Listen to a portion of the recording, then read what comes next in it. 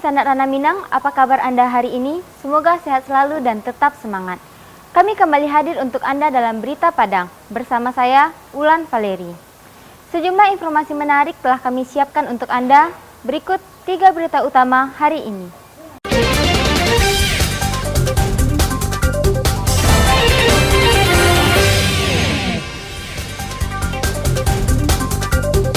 Jelang masuknya bulan Ramadan, warga di Pariaman bersihkan makam keluarga. Residivis tertangkap karena kasus yang sama kembali terjadi. Seorang pelaku yang menggelapkan sepeda motor milik temannya sendiri ditangkap polisi di Solok Selatan. Selama Januari 2025, polisi Pasaman Barat menangkap 11 tersangka pengedar narkoba.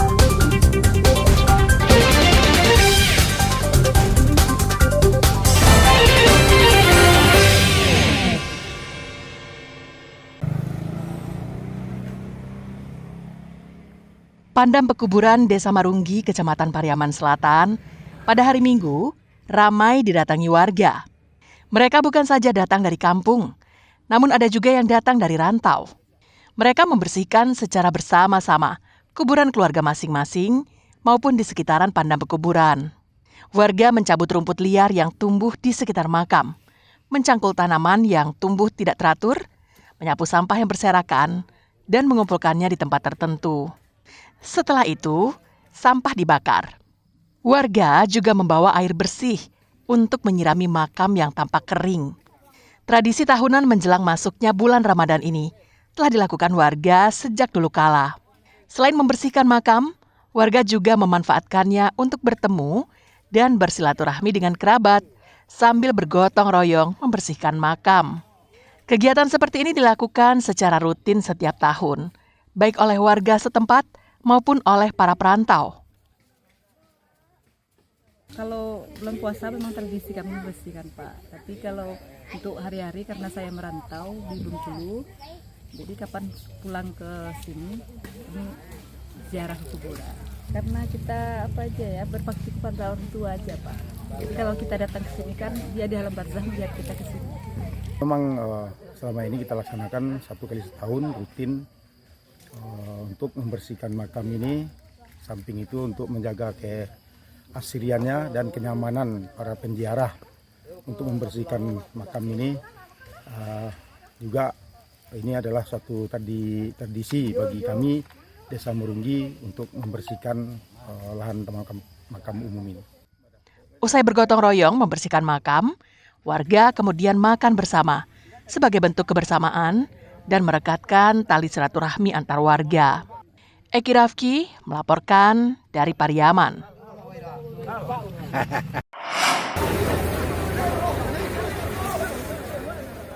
Satu rumah di Desa Rawang Pariaman hangus dilalap si jago merah. Api begitu cepat menjalar ke seluruh bagian rumah.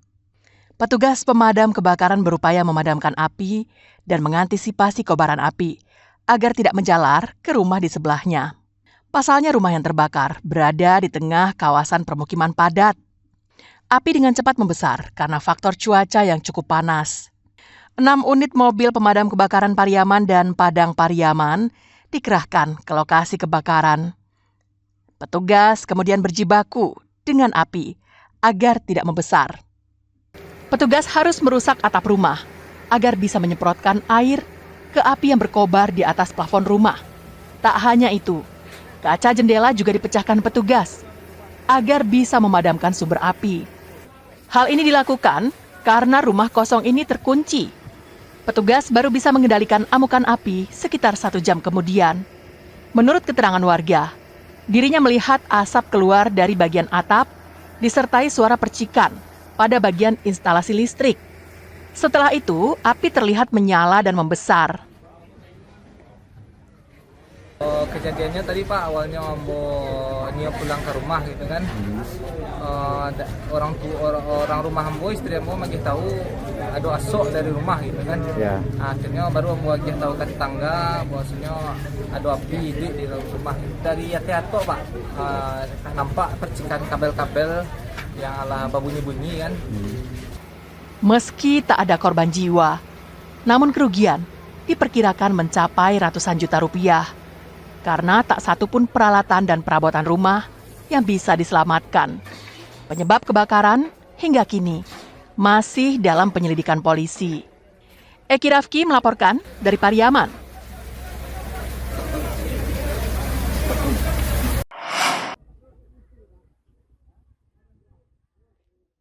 Petugas pemadam kebakaran Padang kembali menyelamatkan seekor kucing yang terjebak di lantai 3 sebuah pesantren yang berada di kawasan Ayapacah, Kecamatan Kota Tangah, pinggiran Kota Padang pada Senin siang. Para petugas pemadam kebakaran Padang berupaya menyelamatkan dan mengevakuasi seekor kucing yang terjebak di penutup jendela kamar.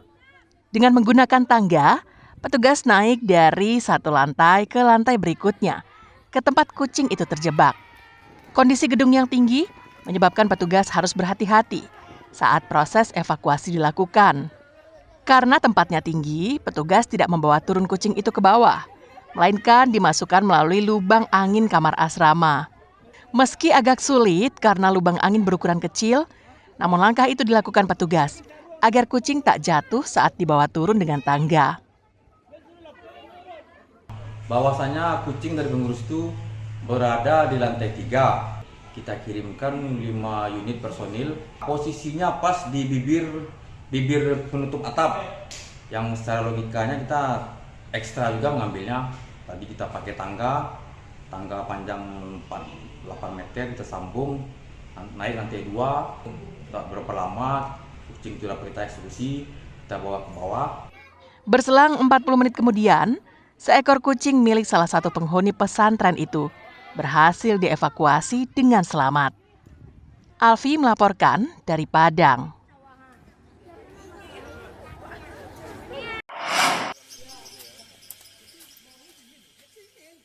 Warga binaan kelas 2A Padang yang menunggu waktu pembebasan diberi keterampilan bertani sayur, bawang, dan cabai di lahan yang berada di kompleks lapas tempat. Seperti yang terlihat di area lapas Padang, sebanyak 10 narapidana bercocok tanam setiap hari. Selain untuk mengisi waktu luang, kegiatan ini juga sebagai bekal bagi warga binaan agar memiliki keahlian jika kembali ke masyarakat. Kegiatan bertani ini dilakukan di lahan seluas lebih kurang 80 meter persegi di kompleks lapas Padang. Di tempat ini, para warga binaan dilatih bagaimana cara budidaya tanaman seperti sayur kangkung, cabai, bawang, dan berbagai jenis tanaman lainnya. Tidak hanya di bidang pertanian, warga binaan juga diberikan pelatihan seperti mencukur rambut dan pembuatan sandal untuk hotel. Hasil dari pertanian ini digunakan untuk suplai logistik makanan para warga binaan di dalam lapas. Saya terapkan di kampung, Pak, pas saya berada, Pak. Kan saya bikinlah suasana nanti di kampung itu menghentikan perkebunan, Pak.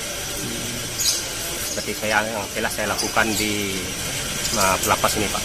Saya berencana, Bang, setelah saya keluar dari lapas ini nanti akan saya bawa orang kampung saya yang pengangguran untuk bikin perkebunan di kampung, Pak. Itu rencana saya. Untuk lahan yang kita gunakan sekarang cuman 80 meter persegi. Kemudian untuk warga binaan untuk perkebunan sayur kita menggunakan tenaga narapidana itu 10 orang. Nah, kemudian untuk kegiatan-kegiatan lain di kegiatan kerja ini menyerap sekitar 56